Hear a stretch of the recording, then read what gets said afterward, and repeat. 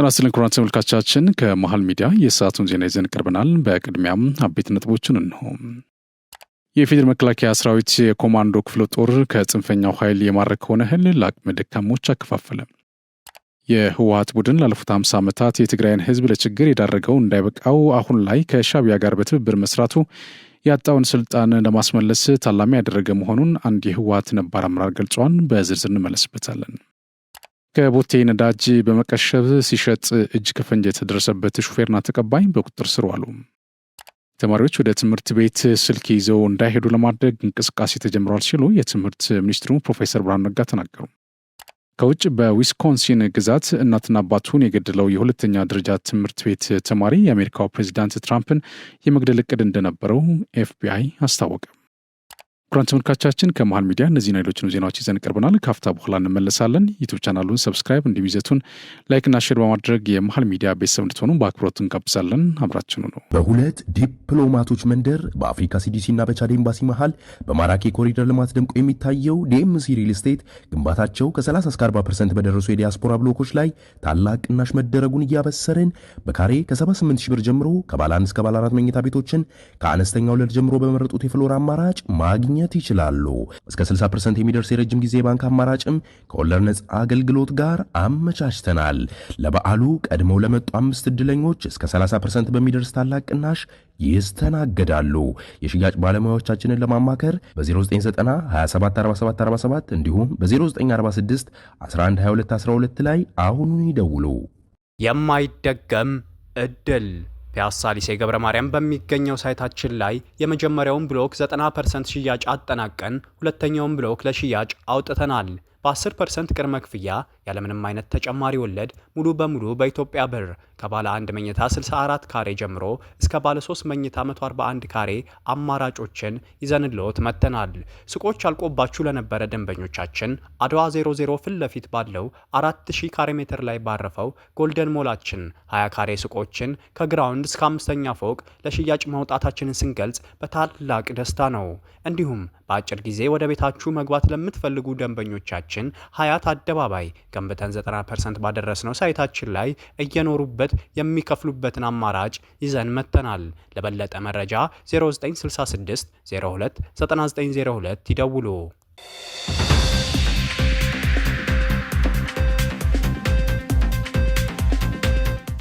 በቅድሚያም የኢፌዴሪ ጠቅላይ ሚኒስትር ዶክተር አብይ አህመድ ቪየትናም ገቡ። ጠቅላይ ሚኒስትሩ ዶክተር አብይ አህመድ በቪየትናም አቻቸው ፋም ሚንቼን ግብዣ በቪየትናም አዘጋጅነት በዋና ከተማ ሃኖይ ከዛሬ ጀምሮ ለተከታታይ 4 ቀናት በሚካሄድ ስብሰባ ይካፈላሉ።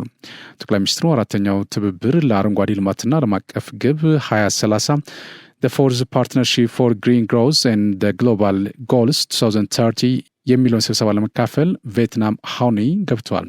ጠቅላይ ሚኒስትር ዶክተር አብይ አህመድ በቪየትናም በሚኖራቸው ቆይታ በሁለትዮሽና ቀጠናዊ ጉዳዮች ዙሪያ ከቪየትናም መንግስት ከፍተኛ የመንግስት ኃላፊዎች ጋር እንደሚመክሩ ይጠበቃል። በተጨማሪም የኢትዮጵያ ማክሮ ኢኮኖሚ ሪፎርም ያስገኛቸውን ድሎች በማስገንዘብ የቪየትናም ባለሀብቶች ኢትዮጵያ ውስጥ ኢንቨስት በሚያደርጉበት ሁኔታ ዙሪያም ሰፊ ውይይት እንደሚደረግ መረጃው አመላክተዋል። በአፋር ክልል ሚሌ ከተማ ከቦቴ ነዳጅ በመቀሸብ ሲሸጥ እጅ ከፈንጅ የደረሰበት ሹፌርና ተቀባይ በቁጥጥር ስር ዋሉ። የክልሉ ንግድና ገበያ ልማት ቢሮ ኃላፊ አቶ አህመድ አብዱል ቀድር ጉዳዩን በማስመልከት ለመገናኛ ብዙሃን መግለጫ ሰጥቷል። በመግለጫቸውም ከጅቡቲ ነዳጅ ጭኖ ወደ አዲስ አበባ በመንቀሳቀስ ላይ የነበረ አሽከርካሪና በግዥ ላይ የነበረ ግለሰብ እጅ ከፈንጅ በፖሊስ ቁጥጥር ስር መዋላቸውን ገልጿል። የወንጀል ፈጻሚዎች በቁጥጥር ስር የዋሉት በሚሌ ከተማ ሲሆን ከህብረተሰቡ በደረሰ ጥቆማና በፖሊስ ፈጣን ምላሽ መሆኑን ተናግሯል። የነዳጅ ሽያጭ በማከናወን ላይ የተገኙ ግለሰቦች ነዳጅ ከጫነ ቦቴ ተሽከርካሪ ጋር በጸጥታ ኃይሉና በህብረተሰቡ የተቀናጀ ተሳትፎ በቁጥጥር ስር መዋላቸው ተገልጿል። በመሆኑም በዕለቱ 49,000 ሊትር ከጫነው የነዳጅ ቦቴ 2,000 ሊትር በመቀሸብ በግብይት ላይ እያሉ እጅ ከፈንጅ መያዛቸውን አቶ አህመድ ገልጿል። የወንጀሉን ድርጊት በመከታተል ፖሊስ በፍጥነት በቁጥጥር ስር በማዋሉ እና በህብረተሰቡም ለታየው ጠንካራ ትብብር በማመስገን የነዳጅ ዝውውር እንቅስቃሴዎች ላይ የሚደረጉን ቁጥጥር ተጠናክሮ የሚቀጥል መሆኑን አረጋግጧል። የሚሌ ከተማ አስተዳደር ፖሊስ ጽህፈት ቤት ኃላፊ ረዳት ኢንስፔክተር ኡስማን አሃው በቁጥጥር ስር የዋሉት ግለሰቦች ከምሽቱ 5 ሰዓት ተኩል ገደማ በከተማዋ ከቦቴ በጀሪካን ሲቀዱ እጅ ከፈንጅ መያዛቸውን ተናግሯል። በዕለቱ ፖሊስ በደረሰው ጥቆማ መሰረትም ወንጀለኞችን ከነ ኤግዚቢቱ በቁጥጥር ስር መዋሉን አረጋግጧል። ተማሪዎች ወደ ትምህርት ቤት ስልክ ይዘው እንዳይሄዱ ለማድረግ እንቅስቃሴ ተጀምሯል ሲሉ የትምህርት ሚኒስትሩ ፕሮፌሰር ብርሃኑ ነጋ ተናገሩ። ተማሪዎች ወደ ትምህርት ቤት ስልክ የሚባል ነገር ይዘው እንዳይገቡ ለማድረግ እንቅስቃሴ መጀመሩን ትምህርት ሚኒስትሩ አሳውቋል። የትምህርት ሚኒስትሩ ፕሮፌሰር ብርሃኑ ነጋ በሚመሩት የትምህርት ዘርፍ ላይ ስለ አፈጻጸምና ስለ ታቀዱ እቅዶች ማብራሪያ ሰጥቷል። በሰጡት ማብራሪያም በሚቀጥለው ሳምንት ከትምህርት ቢሮዎች ጋር ውይይት እንደሚካሄድ ጠቁሟል። በዚህ ወቅት ተማሪዎች ስልክ ትምህርት ቤት ይዘው እንዳይገቡ ለማድረግ ስለሚደረገው እንቅስቃሴም እንደሚመክር ገልጿል። የጋራ ስምምነት ላይ ከደረስን ከሚቀጥለው ዓመት ጀምሮ ተማሪዎች ትምህርት ቤት ገብተው ትምህርት መከታተል ነው እንጂ ከስልክ ጋር የሚጫወቱበት ሁኔታ እንዳይፈጠር ይደረጋል ሲሉም ተደምጧል። ፕሮፌሰር ብርሃኑ በበጀት ዓመቱ 9 ወራት 1250 ቅድመ አንደኛ ትምህርት ቤቶች መገንባታቸውም ተናግሯል። የመምህራን ክህሎት ማነስ፣ የትምህርት ቤቶች መሰረተ ልማት አለመሟላት፣ የስርዓት ትምህርት ችግርና የመጽሐፍት አቅርቦት የትምህርት ዘርፍ ማነቆዎች እንደነበሩም ተናግረዋል። እነዚህና መሰል የትምህርት ስርዓቱ ማነቆዎችን ለመቅረፍ በሀገር አቀፍ ደረጃ ሪፎርም መደረጉንም ገልጿል። ባለፈው ዓመት በትምህርት ለትውልድ ንቅናቄ ወደ 27.5 ቢሊዮን ብር ከህብረተሰቡ በመሰብሰብ ትምህርት ቤቶች እንዲሰሩና እንዲታደሱ መደረጉንም ተናግረዋል። በዚህ ዓመትም ይህን የትምህርት ንቅናቄ አጠናክሮ ማስቀጠል በገንዘብ በአይነትና በጉልበት ወደ 54 ቢሊዮን ብር የሚጠጋ በማሰባሰብ በርካታ ትምህርት ቤቶች እንዲገነቡና እንዲጠገኑ መደረጉን አነስቷል። ባለፉት 9 ወራት ብቻ ከ1250 ቅድመ አንደኛ ትምህርት ቤቶች 390 የሚሆኑ አንደኛና መለስተኛ ትምህርት ቤቶችና 200 የሚደርሱ ሁለተኛ ደረጃ ትምህርት ቤቶች መገንባታቸውን ገልጸው 22000 ለሚደርሱ ትምህርት ቤቶች ደግሞ እድሳት መደረጉን ተናግሯል። በዚህም የመማር ማስተማር ስራው ምቹ እንዲሆን ማስቻላቸውን ነው የተናገሩት። ከዚህ በፊት በከተማ ብቻ ይታወቅ የነበረው የቅድመ አንደኛ ደረጃ ትምህርት ቤቶች አሁን ላይ ወደ ሁሉም የሀገሪቱ አካባቢዎች እንዲዳረሱ ይደረግ መሆኑን ገልጿል። የከፍተኛ ትምህርት ተቋማትን የእውነት ማፈላለጊያ ተቋማት ለማድረግ በተሰሩ ስራዎችም ለውጦች መመዝገባቸው ተናግሯል። በሚቀጥለው ዓመት 10 ዩኒቨርሲቲዎች ወደ ራስ ገዝነት ለማሻገር መታሰቡንም ፕሮፌሰሩ አብራርተዋል። የኮማንዶ ክፍለ ጦር ከጽንፈኛው ኃይል የማረከው 46 ኩንታል ማሽላ ለአቅመ ደካሞች አከፋፈለም። ክፍለ ጦሩ በሰሜን ሸዋ ዞን አጣዬ ከተማን ጨምሮ ኤፍራታና ግድም ወረዳ ለሚገኙ አቅመ ደካሞች ከጽንፈኛው ኃይል የማረከውን 46 ኩንታል ማሽላ ድጋፍ ማድረጉን የክፍለ ጦሩ አዛዥ ኮሎኔል ሰለሞን ጸጋይ አስታውቀዋል። ኮሎኔል ሰለሞን ጸጋይ እህሉ ጽንፈኛውና ዘራፊው ኃይል ከማህበረሰቡ ዘርፎት የነበረና ሰራዊቱ በዚህ ኃይል ላይ እርምጃ በመውሰድ የማረከው መሆኑን አስታውሰው ሙሉ ለሙሉ ለአቅመ ደካሞች መከፋፈሉን ተናግረዋል። የአጣዬ ከተማ አስተዳደር ከንቲባ አቶ ተመስገን ተስፋና የኤፍራታን ግድም ወረዳ ዋና አስተዳዳሪ አቶ አበራ መኮንን ድጋፍ የተደረገላቸው አካላት በወረዳውና በከተማው በጣም የኑሮ ጫና ያለባቸው አቅመ ደካሞችና አካል ጉዳተኞች መሆናቸውን አውስተው የመከላከያ ሰራዊት ላደረገላቸው ድጋፍ አመስግነዋል። አንጃው የህወሓት ቡድን ላለፉት 50 ዓመታት የትግራይን ህዝብ ለችግር የዳረገው እንዳይበቃው አሁን ላይ ከሻዕቢያ ጋር በትብብር መስራቱ ያጣውን ስልጣን ለማስመለስ ታላሚ ያደረገ መሆኑን የቀድሞ የፌዴሬሽን ምክር ቤትና የኢህአዴግ ስራ አስፈጻሚ ወይዘሮ ኬሪያ ኢብራሂም ገለጹ። የህወሓት ቋሚ ዓላማ ስልጣን ብቻ ነው ያሉት ወይዘሮ ኬሪያ በአንዱ ያጣሁን በአንዱ አስመልሰዋል የሚባል አስተሳሰብ አሁን ላይ እየገደለን ነው ሲሉም ተናግረዋል።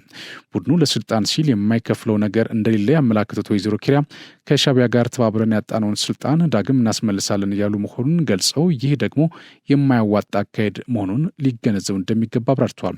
የትግራይ ህዝብ ለጦርነት የተፈጠረ ህዝብ አይደለም፣ ጦርነት ይብቃን ሲሉም ለትግራይ ህዝብ ሰላም ያላቸውን ውግንና ባደረጉት ቃለ መጠይቅ አረጋግጠዋል። ሀሳባቸውን እንስማ። ከመጀመሪያው ስልጣን ነው ዋናው ፍላጎቱ። በዛ ያጣሁትን ስልጣን እንደገና በዛ መትቼ ወደ ስልጣን ወጣለሁ የሚል አስተሳሰብ ነው አሁን እየገደለን ያለው። ከሻዕቢያ ጋር ግንኙነት መፍጠር ለምንድን ነው? ምን ለማድረግ ነው? ከማን ጋር ማንን ለመምታት ነው? ምን ለማግኘት ነው? ሁሉም በላይ ግን ይህንንም ከሻዕቢያ ጋር ግንኙነትም ዙሮ ዙሮ የትግራይ ህዝብ ነው ዋጋ የሚከፍለው። ከዛም ይሁን ካሁን በኋላ ግንኙነት ፈጥረን ጦርነት ፈጥረን የምናገኘው ወይም የምናስቀጥለው ስልጣን መቅረት ነው ያለበት። በቃ ህዝቡ አያስፈልገውም። አሁን ህዝቡ ሰላም ነው የሚፈልገው። በቃ ይበቃዋል። ልክ ለጦርነት እንደተፈጠረ ህዝብ እኮ ነው አርገን እየሳልን ያለ ነው። በተያዘ የቀድሞ የፌዴሬሽን ምክር ቤት አፈ ጉባኤና የቀድሞ የህወሓት ማዕከላዊ ኮሚቴና ስራ አስፈጻሚ አባል ወይዘሮ ኬሪያ ኢብራሂም ህወሓት ተለውጦ የማይለወጥ ታጥቦ የማይጸዳ ድርጅት ነው ሲሉ ተናገሩ። ድርጅቱ ሁሌም ለራሱ ሂስ እንደሚወስድ ቢናገርም በተግባር ራሱን መቀየርም ሆነ ከግል ጥቅሙን ከማደሰስ ወደ ኋላ የማይል ድርጅት መሆኑን ተናግሯል። ወይዘሮ ኬሪያ ከሪዮት ጋር በነበራቸው ቆይታ እንዳብራሩት የትግራይ ህዝብ ቀድሞውኑ በቃችሁ ቢለን ጥሩ ነበር፣ በስብሰናል ስንል በስብሳችኋል፣ እንግዲህ ከአሁን በኋላ ተስተካከሉ ብሎ ይቀበለናል፣ ከዚያም ያጠፋናል ሲሉ ተደምጧል። እንደገና ተመልሰን በስብሰናል እንታደሳለን ስንል ይቀበለናል፣ ህዝቡ ግን አይ በፍጹም ነው በማለት ቢጫ መብራት ቢያሳይ ኑሮ ህወሓት ይስተካከል ነበር ሲሉ ተናግሯል። ወይዘሮ ኪሪያ ጸጸታቸውንና ለትግራይ ህዝብ በሚገባው ልክ ባለማገልገላቸው እንደሚቆጩ ገልጸዋል። ከትግራይ ህግ ማስከበር ዘመቻ በኋላ ከህወሓት ጋር ያላቸው ግንኙነት ምን እንደሆነ ባይታወቅም በድርጅቱ መዋቅር ውስጥ እንደሌሉ መረጃዎች አመላክቷል። በተለይ በቅርቡ እንደ ህወሓት አመራሮች የግል ጥቅሜን ከማግበስበስ ከህዝቤ ጋር እየተጋፋው በሰላም ብኖር ይሻለኛል ሲሉ ተደብጦ ነበር። እንደ ወይዘሮ የክሪያ አገላለጽ አሁን ላይ የህዝብ ትራንስፖርት እንደሚጠቀሙና በዚህም ደስተኛ መሆናቸውን ገልጿል። በንጹሐን ደም ተጨማልቆ ጥቅምን ከሚያሳድድ ኃይል ሰላሙን አግኝቶ ህሊናውን ቢያሳርፍ ይሻላል ሲሉም ተናግረዋል። ተከታትለን መለስ ታድሰናል። ሁሌ ታድሰን ወጥተናል። አንድ ሁነን ወጥተናል። ድል በድል ሁነናል። እየተሳሳትንም ተጠናክረን ወጥተናል። በስብሰናል ያላልንበት ኔትወርክ ነበረ ያላልንበት መጠቃቃት ነበረ ያላልንበት ጊዜ በግምገማችን ላይ ጊዜ አለ ብዬ አላስብም። ግን ይሄ ህዝብ ግን በቃ ቢለን ኑሮ አላስኬድ ቢለን ኑሮ እንስተካከል ነበር። በስብሰናል ስንል በስብሳቸዋል እንግዲህ አሁን በኋላ ተስተካከሉ ብሎ ይቀበላል፣ ያቅፈናል። እንደገና መልሰን በስብሰናል፣ እንደገና ተመልሰን እንታደሳለን እንላለን፣ እንደገና ተመልሶ ያቅፈናል። አይ ኖ በቃ ቢለንና ቀይ መብራት ቢያሳየን ወይም ቢጫ መብራት ቢያሳየን ኑሮ ግን ህወሓት ተስተካከላለች። በምስራቅ የሀገራችን ክፍል የሰላምና ጸጥታ ዙሪያ ውይይት ተካሄደ። ውይይቱን የመሩት የሶማሌ ክልል ርዕሰ መስተዳድር አቶ ሙስጠፌ መሐመድ የሀገራችን የምስራቁ ቦርደር ደህንነትን በማረጋገጥና የክልላችን ሰላምና ጸጥታ ጸንቶ እንዲቀጥል በማድረግ ረገድ መከላከያ ሰራዊታችን የክልሉ የጸጥታ ኃይሎች እንደ አገር እንድንኮራ አድርገውናል ብሏል። ክልላችን ከለውጡ በኋላ ህብረተሰቡን በማሳተፍ በሰራቸው ስራዎችና የጸጥታ ኃይሎች የማጠናከር ተግባራት እንደ ክልል ተከስቶ የነበረውን ነውጥ በመቀልበስ አሁን የተገኘውን አስተማማኝ ሰላም ማምጣት ተችሏል ነው ያሉት። አቶ ሙስጠፌ መሐመድ አገራችን የያዘችውን ፈጣን እድገት ለማደናቀፍ አልሸባብና ውስጥ ጸረ ሰላም ኃይሎች የተናበቡ የምስራቁን ቦርደር አደጋ ላይ እንዳይጥሉ የጸጥታ ኃይሉ በንቃት መከታተል እንዳለበት አስገንዝበዋል። በመከላከያ ዘመቻ ዋና መምሪያ የኃይል ክትትልና ስምሪት መምሪያ ኃላፊ ሜጀር ጀነራል ተስፋዬ አያሌው ኢትዮጵያን በምስራቁ ቦርደር ለመተንኮስ ባለፉት ጊዜያት አልሸባብ በርካታ ሙከራዎችን ያደረገ መሆኑን ጠቁሞ ህብረተሰቡን ጨምሮ የመከላከያ ሰራዊትና የክልል ጸጥታ ኃይሎች የሀገሪቱን ቦርደርም ሆነ ክልሉን ሳያስደፍሩ መቆየታቸውን አነስቷል። የምስራቅ እዝ ምክትል አዛዥ ለውጊያ ድጋፍ አገልግሎት ሜጀር ጀነራል ፍቃዱ ጸጋይ አንደኛው የእዙ ተልዕኮ የምስራቁን ቦርደር ደህንነት ማረጋገጥና የአካባቢውን ሰላም መጠበቅ መሆኑን ተናግረው ሰራዊታችንም ለዚሁ ተልዕኮ መሳካት በተጠንቀቅ የቆመና ጸረ ሰላም ኃይሎችን ተከታትሎ እርምጃ በመውሰድ የግዳጅ ቀጠናውን አስተማማኝ ሰላሙ እንዲቀጥል አድርጓል ብለዋል። የሶማሌ ክልል ፖሊስ ኮሚሽን ኮሚሽነር ጀነራል አብዲ ኤሊ በበኩላቸው ጸጥታ ኃይላችን የክልሉን ሰላም ከመጠበቅ ባለፈ የምስራቁን ቦርደር በመዝጋትና በመጠበቅ ተደጋጋሚ የአልሸባብ ሙከራዎችን ማክሸፍ መቻሉን አስረድተዋል። ባለፉት 9 ወራት 99 የአልሸባብ አባላትን በመደምሰስ ለጠላት ምስራቅ ኢትዮጵያ እንደማይቀመስ ያሳየና ከድንበር ባሻገር ከጀግናው መከላከያ ሰራዊት ጋር ግዳጆችን በማጋራት ድሎችን አስመዝግበናል ሲሉ ተናግረዋል። የዩኒቨርሲቲ መንደሩ የትምህርት የፈጠራና የባህል መንደር የማልማት ራዕይን የሰነቀ መሆኑን የአዲስ አበባ ፕላንና ልማት ቢሮ ኃላፊ አደም ኑሪ ገለጹ። የአዲስ አበባ ከተማ አስተዳደር ካቢኔ ባለፈው ሳምንት ባካሄደው 4ኛ ዓመት 9ኛ መደበኛ ስብሰባው ከ4 ኪሎ እስከ ሽሮ ሜዳ ያለው አካባቢ የዩኒቨርሲቲ መንደር እንዲሆን መወሰኑ ይታወሳል። የአዲስ አበባ ፕላንና ልማት ቢሮ ኃላፊ አደም ኑሪ የዩኒቨርሲቲ መንደር ፕሮጀክት ልማትን አስመልክተው ለመገናኛ ብዙኃን መግለጫ ሰጥቷል። በመግለጫቸው የዩኒቨርሲቲ መንደር ስያሜው በአዲስ አበባ በ2027 የትምህርት የፈጠራና የባህል መንደርን የማልማት ራዕይ የሰነቀ ነው ብሏል። መንደሩ በሰሜን ሽሮ ሜዳ ልዩ የገበያ ማዕከልን፣ በደቡብ የአብርሆት ቤተ መጻሕፍትን፣ በምስራቅ የግንፍሌ ወንዝና የቀበና ወንዝ እንዲሁም በምዕራብ የቀጨኔ ወንዝ ዳርቻን አካሎ የተዘጋጀ እንደሆነም ተናግረዋል። የተባበሩት አረብ ኤሚሬቶች የኢትዮጵያ የኒው ዲቨሎፕመንት ባንክ አባልነት ጥያቄ በቦርድ እንዲቀርብ ድጋፍ እንደምታደርግ አስታወቀች።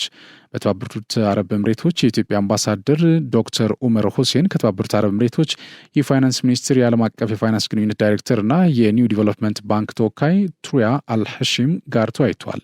አምባሳደር ኡመር ኢትዮጵያ የኒው ዲቨሎፕመንት ባንክ አባል ለመሆን እያደረገች ላለው ጥረት የተባበሩት አረብ ኤሚሬቶች ድጋፍ እንድታደርግ ጥሪ አቅርበዋል። ዳይሬክተሯና የባንኩ ተወካይ በበኩላቸው የኢትዮጵያን የአባልነት ጥያቄ ተቀባይነት እንዲያገኝ ጥያቄው በቦርዱ እንዲቀርብ ሀገራቸው ድጋፍ እንደምታደርግ አረጋግጠዋል። የኒው ዲቨሎፕመንት ባንክ በብሪክስ ማዕቀፍ የህዝብና የግል ፕሮጀክቶችን በመደገፍ ዓለም አቀፍ ልማትን እንዲያበረታታ ታስቦ እንደ አውሮፓውያን የዘመን ቀመር በ2014 የተቋቋመ የባለብዙ ወገን ልማት ባንክ ነው። በኮምቦልቻ ኤሌክትሪክ ኃይል ተሸካሚ መስመር ላይ ባጋጠመ ብልሽት የተቋረጠውን ኤሌክትሪክ አገልግሎት ለማስተካከል ርብርብ እየተደረገ መሆኑን የኢትዮጵያ ኤሌክትሪክ ኃይል አስታወቅም። በኢትዮጵያ ኤሌክትሪክ ኃይል የሰሜን ምስራቅ ሪጅን አንድ ዳይሬክተር አቶ በድሩ አህመድ ለኢትዮጵያ ዜና አገልግሎት እንደገለጹት በኮምቦልቻ 1 እና ኮምቦልቻ 2 132 ኪሎ ቮልት ኃይል ተሸካሚ መስመር ላይ ብልሽት አጋጥመዋል። ብልሽቱ ያጋጠመው ሁለት የኃይል ተሸካሚ የብረት ምሰሶዎች ወይም ታወሮች ስርቆት ተፈጽሞባቸው መውደቃቸውን ተከትሎ መሆኑን ተናግሯል። በዚህም ደሴና ኮምቦልቻ ከተሞች በደቡብ ወሎ ወረዳዎችና ከተማ አስተዳደሮች፣ ሰሜን ወሎ እና ሰሜን ሸዋ ዞን የተወሰኑ ወረዳዎችና ከተሞች ከትላንት ረፋድ ጀምሮ ኤሌክትሪክ አገልግሎት ተቋርጧል ብለዋል። ችግሩን ለማስተካከል ጊዜያዊ እንጨት ምሰሶ በመትከል ኃይሉን ለማስተካከልና አገልግሎቱን ለማስጀመር ርብርብ እየተደረገ መሆኑን ማስታውቋል። አገልግሎቱ እስኪጀምር ህብረተሰቡ በትዕግስት እንዲጠብቅም መልእክት አስተላልፏል። ህብረተሰቡ በኃይል ማስተላለፊያ መስመር ላይ ስርቆት የፈጸሙትን ለህግ አካል ከመጠቆም ባለፈ የአካባቢውን መሰረተ ልማት ሊጠብቅ እንደሚገባም አሳስበዋል። አዋሽ ባንክ የፋሲካ በዓል ምክንያት በማድረግ በባህር ዳር ከተማ ለ400 አቅመ ደካማ ወገኖች በጥሬ ገንዘብና በአይነት ድጋፍ አደረገም። አጠቃላይ በባንኩ ያደረገው ድጋፍ ከ2.4 ሚሊዮን ብር በላይ እንደሚገመት በርክክቡ መርሃ ግብር ላይ ተገልጿል። በባንኩ የዲጂታል ቻናል ቺፍ ኦፊሰር አቶ ከፍ ያለው ሽፈራው በወቅቱ እንደገለጹት ባንኩ በአገር አቀፍ ደረጃ ማህበራዊ ኃላፊነት መወጣት ላይ እንደሚገኝ አብራርተዋል። ከማህበራዊ ኃላፊነቱ መካከል ለአቅመ ደካሞችና ደጋፊ የሌላቸው የህብረተሰብ ክፍሎች የትንሣኤ በዓልን በደስታ እንዲያሳልፉ እንዲያግዝ እንደ ሀገር 63 ሚሊዮን ብር መድቦ ቅርንጫፎች ባሉበት ድጋፍ እያደረገ እንደሚገኝ ተናግሯል። ዛሬ በባህር ዳር ከተማ የተካሄደው እንደ ሀገር የተያዘው መርሃ ግብር አካል እንደሆነ ጠቁመዋል። በአዋሽ ባንክ የሰሜን ምዕራብ ዳይሬክተር አቶ መሰረተ እንቡሉ በበኩላቸው ዛሬ በባህር ዳር ከተማ ለ400 አቅመ ደካማ ወገኖች የተደረገው ድጋፍ 2 ሚሊዮን 473 ሺህ ብር ወጪ በማድረግ እንደሆነ ገልጿል። ድጋፉም በነፍስ ወከፍ የዳቦ ዱቄት፣ የምግብ ዘይትና ለዶሮና እንቁላል መግዣ የሚውል ጥሬ ገንዘብ መሆኑን አብራርተዋል። የመርሃ ግብሩ ላይ የተገኙት የባህር ዳር ከተማ አስተዳደር ተቀዳሚ ምክትል ከንቲባ አቶ ጎሹ እንዳለማው ባንኩ በፋይናንስ ዘርፍ ለህብረተሰቡ ፈጣንና ቀልጣፋ አገልግሎት በመስጠት መልካም ስም ያለው ነው ብሏል። ዛሬ አቅመ ደካሞችን በመደገፍ እያደረገ ያለውን አስተዋጽኦ የሚበረታታ መሆኑን ጠቅሰው ሌሎች ተቋማትም መሰል በጎ ተግባራትን እንዲከተሉ ጠይቋል። ከድጋፉ ተጠቃሚዎች መካከል ወይዘሮ ድንቅ የቸኮል በሰጡት አስተያየት ባንኩ ያደረገላቸው ድጋፍ ባህሉን ተደስተው ለማሳለፍ እንደሚያግዛቸው ተናግሯል። በድጋፉ መርሃ ግብር ላይ የባህር ዳር ከተማ አስተዳደርና የአዋሽ ባንክ አመራር አባላትና የሃይማኖት አባቶች ተገኝተዋል። የግብርናውን ዘርፍ ማዘመንና ምርታማነትን ማሳደግ የሚያስችል ዘመናዊ አሰራር መከተል ይገባል ሲሉ የትግራይ ክልል ጊዜያዊ አስተዳደር ፕሬዚዳንት ሌተናል ጄኔራል ታደሰ ወረደ ገለጹ። የክልሉ ጊዜያዊ አስተዳደር የእርሻና ተፈጥሮ ሀብት ቢሮ ከባለድርሻ አካላት ጋር በመተባበር ያዘጋጀው የግብርና ስትራቴጂክ ትግበራ እቅድን በተመለከተ በመቀሌ ከተማ ውይይት ተካሂዷል። በመድረኩ ላይ ንግግር ያደረጉት የክልሉ ጊዜያዊ አስተዳደር ፕሬዚዳንት ሌተናል ጄኔራል ታደሰ ወረደ የግብርናውን ዘርፍ ማዘመንና ምርታማነትን ማሳደግ የሚያስችል ስትራቴጂክ አሰራር መከተል ይገባል ብሏል። የግብርና ልማትን ውጤታማ ለማድረግ በነበረው ስትራቴጂና ፖሊሲ መቀጠል የማይቻል በመሆኑ አዳዲስ ቴክኖሎጂዎችን በማከል ውጤታማ ለመሆን መስራት ይገባል ብሏል። በመሆኑም በክልሉ የተፈጥሮ ሀብትን በመጠበቅ ዘመናዊ አሰራሮችን በመከተልና የተቀናጁ ጥረቶችን በማድረግ ማልማት አስፈላጊ መሆኑን አንስቷል። በዚህ ዙሪያ የተዘጋጀውን የስትራቴጂክ አተገባበር ውጤታማ ለማድረግና በተለይም የገጠሩን ማህበረሰብ አኗኗር ለማሻሻል በቅንጅት መስራት ተገቢ መሆኑን ጠቅሰው በዚሁ ረገድ የክልሉ መንግስት አስፈላጊውን ድጋፍና እገዛ የሚያደርግ መሆኑን አረጋግጧል። በጊዜው አስተዳደሩ የእርሻና ተፈጥሮ ሀብት ቢሮ ኃላፊ ዶክተር ኢያሱ አብርሃ የስትራቴጂው ትኩረት ግብርናን ማዘመንና ምርታማነትን ማሳደግ መሆኑን ገልጿል። የግብርና ዘርፉን ማዘመንና ምርታማነትን ማሳደግ ከተቻለ ከተረጅነት በመውጣት በተለይም የገጠሩ ማህበረሰብ በአኗኗር ማሻሻል የሚያስችል ይሆናልም ነው ያሉት። አጠቃላይ ስትራቴጂክ እቅዱ የመሬትና ውሃ አስተዳደር፣ እንስሳትና የተፈጥሮ ሀብት ልማትን፣ የእርሻ ግብዓት አጠቃቀምና ማዘመን እንዲሁም የገጠር ፋይናንስ አቅርቦትን ማዕከል ያደረገ ስለመሆኑም አስረድተዋል። በሌላ ዜና በትግራይ ክልል በዝቅተኛ ገቢ የሚተዳደሩ ዜጎችን በስራ በማሳተፍ ተጠቃሚ የሚሆኑበትና ለ3 ዓመታት የሚቆይ ሁለተኛው ዙር የከተማ ልማታዊ ሴፍትኔት ፕሮግራም ዛሬ በመቀሌ ከተማ መጀመሩ ተገለጸ። የፌዴራል መንግስት በመደበው ከ670 ሚሊዮን ብር በላይ በጀት ወደ ተግባር የገባው ፕሮግራሙ በተለያዩ የከተማ ጽዳትና ውበት ስራዎች ላይ የሚሳተፉ 3443 የቤተሰብ መሪዎችን ተጠቃሚ እንደሚያደርግም ተገልጿል። የፕሮግራሙ መጀመርን አስመልክተው የመቀሌ ከተማ ሴፍትኔት ፕሮግራም አስተባባሪ አቶ ተሻለ ብርሃን እንዳሉት የፕሮግራሙ ተጠቃሚዎች እያንዳንዳቸው ቢያንስ 4 ቤተሰቦችን የሚያስተዳድሩ ናቸው። የሁለተኛው ዙር የሴፍትኔት ፕሮግራም ዓላማው ተጠቃሚዎችን ለ3 ዓመታት በተለያዩ ስራዎች ላይ በማሳተፍ ዘላቂ የገቢ ምንጭ ወደሚያገኙበት የስራ ሁኔታ እንዲሸጋገሩ ማድረግ መሆኑም ተናግሯል። በመጀመሪያው ዙር የሴፍትኔት ፕሮግራም ተጠቃሚ የነበሩ 3215 የቤተሰብ መሪዎች በቀጣይ ወር እንደሚመረቁ አስተባባሪው ገልጿል። የፌዴራል መንግስት ለመጀመሪያውና ሁለተኛው ዙር ፕሮግራም ማስፈጸሚያ ከ670 ሚሊዮን ብር በላይ መመደቡን አስረድቷል። በፕሮግራሙ ተሳታፊ ከሆኑ የቤተሰብ መሪዎች መካከል ወይዘሮ አዝመሩ ካሳ እንዳሉት እስካሁን በቀን ስራ እየተንቀሳቀሱ ቤተሰባቸውን ሲያስተዳድሩ ቆይቷል። ለሚቀጥል 3 ዓመታት የሚሳተፉበት የሴፍትኔት ፕሮግራም ተጠቃሚ መሆናቸው ወደ ተሻለ ህይወት ለመሸጋገር እንደ መደላድል እንደሚጠቀሟቸው ተናግሯል። ሰርቶ በመለወጥ ወደ ተሻለ ስራ ለመሸጋገር የከተማ ልማታዊ ሴፍትኔት ስራው መልካም አጋጣሚ መሆኑን የተናገረው ደግሞ የፕሮግራሙ ተጠቃሚ ወጣት ተክላይ ኃይላይ ነው። በትንሳኤ በዓል ምርት አቅርቦት እጥረት እንዳያጋጥም በቅንጅት የተሰራ መሆኑን የአዲስ አበባ ከተማ ምክትል ከንቲባና የኢንዱስትሪ ልማት ቢሮ ኃላፊ አቶ ዣንጥራር አባይ ገለጹ። የአዲስ አበባ ከተማ የኑሮ ውድነትና ህገወጥነት መከላከል ግብረ ኃይል ለመጪው የትንሳኤ በዓል ከምርት አቅርቦት ጋር ተያይዞ የተከናወኑ ስራዎችን ገምግሟል። አቶ ዣንጥራር አባይ በዚህ ወቅት እንዳሉት ለትንሳኤ በዓል የተረጋጋና ፍትሐዊ የሆነ የግብይት ስርዓት እንዲኖር አስፈላጊውን ዝግጅት ይደረገ ነው ብለዋል። ለበዓሉ የአትክልትና ፍራፍሬ ምርቶች፣ የኢንዱስትሪ ምርቶች ውጤቶች፣ የግብርና ውጤቶችና የቁም እንስሳት አቅርቦት በበቂ ሁኔታ መዘጋጀቱን አስረድተዋል። ምርቶች በተገቢው ሁኔታ እንዲሰራጩ ቅድመ ዝግጅት ጀምሮ ከማዕከል እስከ ወረዳ አስፈላጊውን ድጋፍና ቁጥጥር እየተደረገ መሆኑንም ነው የተናገሩት። የምርት አቅርቦቱን የግብይት ዋጋውና እንዲሁም የመሸጫ ቦታዎችን የማስፋት ስራ እየተከናወነ እንደሚገኝም አስገንዝበዋል። በእንቁላል ላይ የሚታየውን የዋጋ ጭማሪ ግብረ ኃይሉን ክፍተቱን ፈጥኖ በመገምገም ችግሩን እንዲፈታ አሳስበዋል። የበዓል ገበያ የተረጋጋና ፍትሐዊ በሆነ መልኩ እንዲሳለጥም ሁሉም በባለቤትነት የድርሻውን እንዲወጣ መጠየቃቸውን የከተማ ኮሚኒኬሽን መረጃ አመላክተዋል። በሁለት ዲፕሎማቶች መንደር በአፍሪካ ሲዲሲና በቻድ ኤምባሲ መሃል በማራኪ ኮሪደር ልማት ደምቆ የሚታየው ዲኤምሲ ሪል ስቴት ግንባታቸው ከ30 እስከ 40% በደረሱ የዲያስፖራ ብሎኮች ላይ ታላቅ ቅናሽ መደረጉን እያበሰርን በካሬ ከ78 ሺህ ብር ጀምሮ ከባለ 1 እስከ ባለ 4 መኝታ ቤቶችን ከአነስተኛ ወለል ጀምሮ በመረጡት የፍሎር አማራጭ ማግኘት ይችላሉ። እስከ 60% የሚደርስ የረጅም ጊዜ ባንክ አማራጭም ከወለድ ነጻ አገልግሎት ጋር አመቻችተናል። ለበዓሉ ቀድመው ለመጡ 5 ዕድለኞች እስከ 30% በሚደርስ ታላቅ ቅናሽ ይስተናገዳሉ።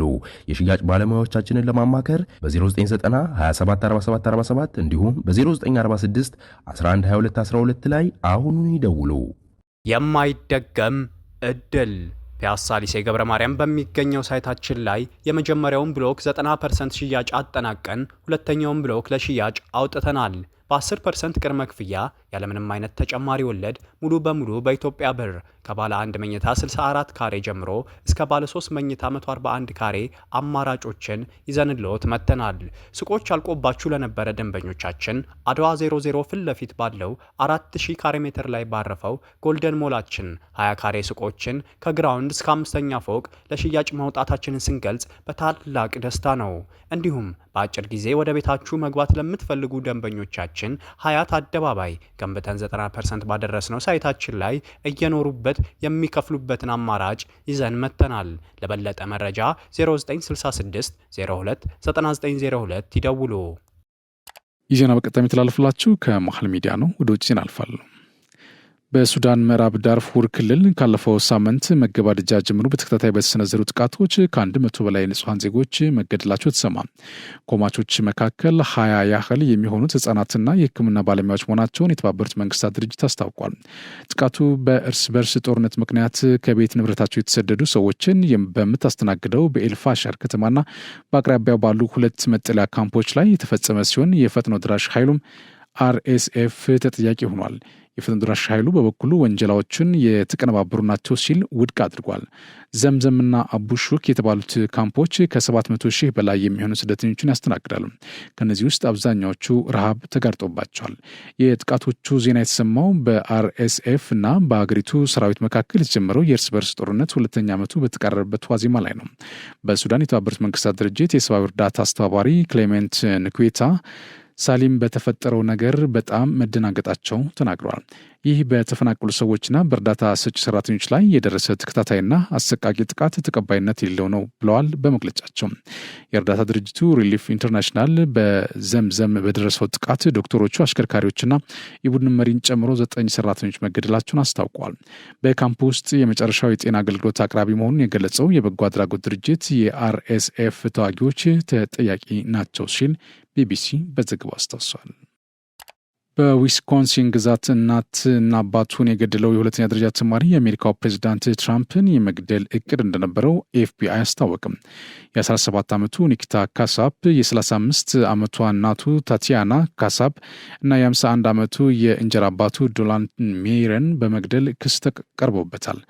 እናትና አባቱን በአውሮፓውያኑ የካቲት 28 ነው በመኖሪያ ቤታቸው ተገድለው የተገኙት።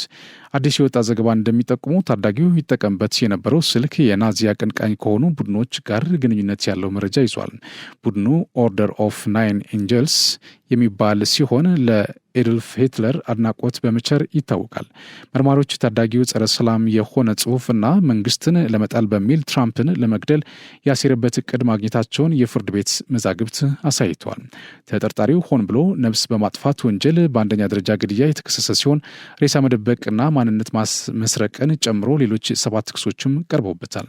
ታዳጊው ለ2 ሳምንታት ትምህርት ቤት አለመምጣቱን ተከትሎ ፖሊስ ወደ ቤተሰቦቹ መኖሪያ ቤት ባቀናበት ወቅት ነው እናትና አባቱ ተገድለው ያገኛቸው። የእንጀራ አባቱ ሜየር ጭንቅላታቸው ላይ በጥይት ተመተው፣ እናቱ ደግሞ በርካታ ጊዜ በጥይት ተደብድበው የካቲት 11 መገደላቸውን የምርመራ ውጤት አሳይቷል። የሁለቱ ግለሰቦች ሬሳ በተገኘበት ቀን ታዳጊው ካንሳስ ግዛት የእንጀራ አባቱን ቮክስዋገን መኪና እየነዳ ሳለ በፖሊስ እንዲቆም መደረጉ ተሰምቷል። መኪናው ውስጥ የእንጀራ አባቱ ሽጉጥ፣ የጥንዶቹ ንብረት የሆኑ 4 ክሬዲት ካርዶች፣ በርካታ ጌጣጌጦች እንዲሁም መጽሐፍ ቅዱስ ውስጥ $14,000 መገኘቱን ምርመራው ጠቁሟል። መርማሪዎች እንደሚሉት ታዳጊው የነጭ የበላይነት የሚያንጸባርቁ ጽሑፎችን የያዘ ሲሆን ፖለቲካዊ አብዮት ለመቀስቀስ ትራምፕን የመግደል እቅድ እንዳለውም ገልጿል። ተጠርጣሪው እናቱን እና የእንጀራ አባቱን የገደለው ያሰበውን ለማሳካት የገንዘብ አቅም እንዲኖረው ሳይሆን አይቀርም ይላል የመርማሪዎቹ ሪፖርት። የፍርድ ቤት መዛግብት እንደሚያሳዩት ታዳጊው እናትና አባቱን ለመግደል ሩሲያ ከሚገኙ ሰዎች ጋር ሲያሴር ነበር ተብሏል። ባለስልጣናት እንዳሉት ተጠርጣሪው ጥቃት ለማድረስ ለድሮንና ለፈንጂ መግዣ የከፈለ ሲሆን ከጥቃት በኋላ ወደ ዩክሬን ለመጥፋት እቅድ ነበረውም ተብሏል። ከሌሎች ሰዎች ጋር እንዴት ፕሬዚዳንቱን እንደሚገድልና መንግስት እንደሚጥል ሲወያይ ነበር ሲሉ መርማሪዎች ጽፈዋል። ተጠርጣሪው በአውሮፓውያኑ ሚያዝያ 9 የፍርድ ቤት ቀጠሮ ያለው ሲሆን እስካሁን ወንጀሉን መፈጸሙን አላመነም።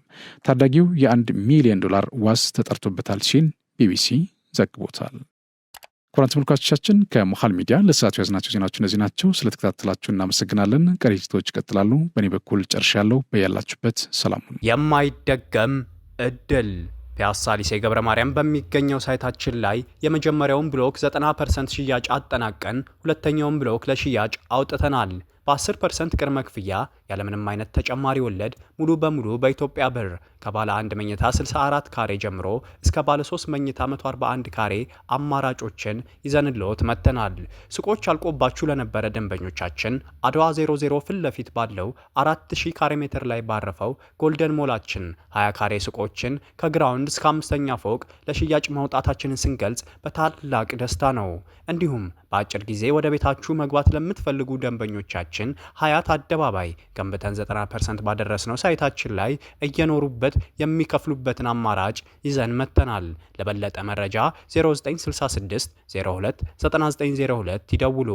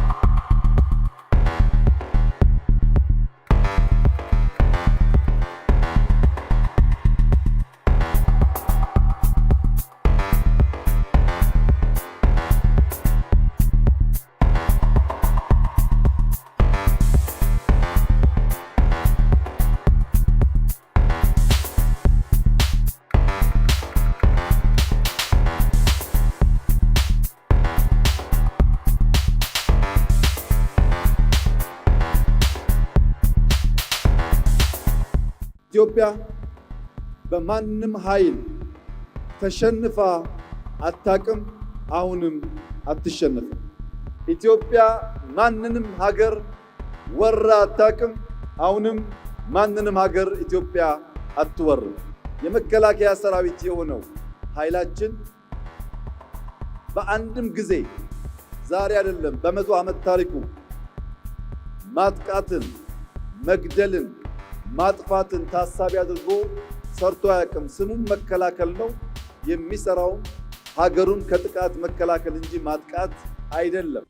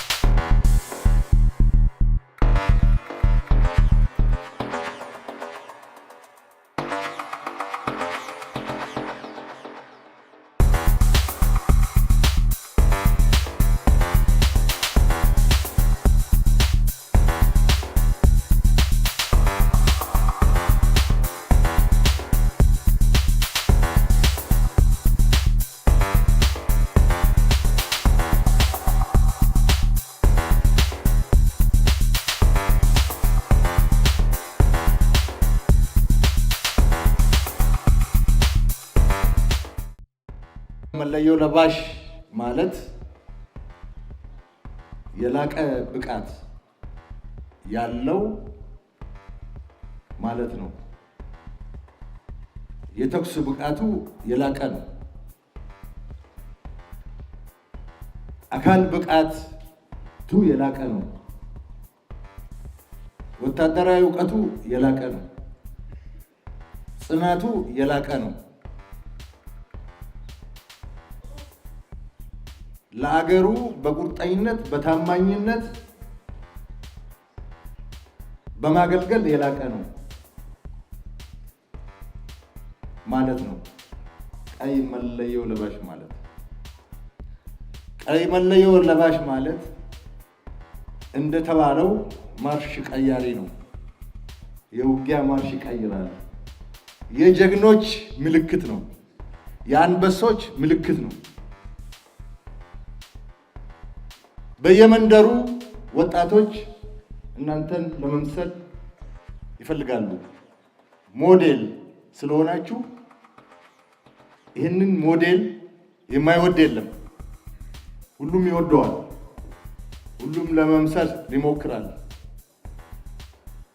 እናንተ ደግሞ ሰልጥናችሁ ደክማችሁ ለፍታችሁ ያገኛችሁት ቀይ መለዮ ነው። ዝም ብሎ ተሰፍቶ ጭንቅላት ላይ የሚደረግ አይደለም። የኢትዮጵያ ሕዝብ እናንተን ሲያይ ከዚህ በፊትም ተናግሬ ያለው ኩራት ይሰማዋል። የሕዝባችን አለኝታ ናችሁ። የሀገራችን መከታ ናችሁ። ጀግኖች ናችሁ። ብቃት አላችሁ። ውጊያ ትቀይራላችሁ። በእናንተ ላይ ኢንቨስት ማድረግ በጣም ተገቢ ኢንቨስትመንት ነው ብለን እንወስዳለን። በተግባርም አይተናል። በተግባር አሳይታችሁናል። መከላከያ በሚጽፋቸው መጽሐፎች ውስጥ የእናንተ ስራ ገዢ ቦታ ይዛል። ካለፉ የጀግኖች የኮማንዶና የአየር ወለድ ሰራዊት የወረሳችሁት እናንተ ዛሬ ያላችሁ እናንተ ደግሞ ዛሬ የሰራችሁት ስራ እናንተን ለሚተኩ አዲስ ትውልድ የሚተላለፍ ይሆናል። ይሄ ማለት ጀግንነትን ከትውልድ ወደ ትውልድ ለማስተላለፍ የሚያስችል ምቹ ሁኔታ ይፈጥራል ማለት ነው። የኮማንዶና የአየር ወለድ ቁመና፣ የኮማንዶና የአየር ወለድ የተኩስ ብቃት፣ የኮማንዶና የአየር ወለድ የመሰናክል ማለፍ ብቃት፣ የኮማንዶና የአየር ወለድ አካል ብቃት፣ የኮማንዶና የአየር ወለድ ጥበብ፣ የውጊያ ጥበብ የምታዳብሩበት መሆን አለበት። መዝናኛችሁ ስልጠና መሆን አለበት።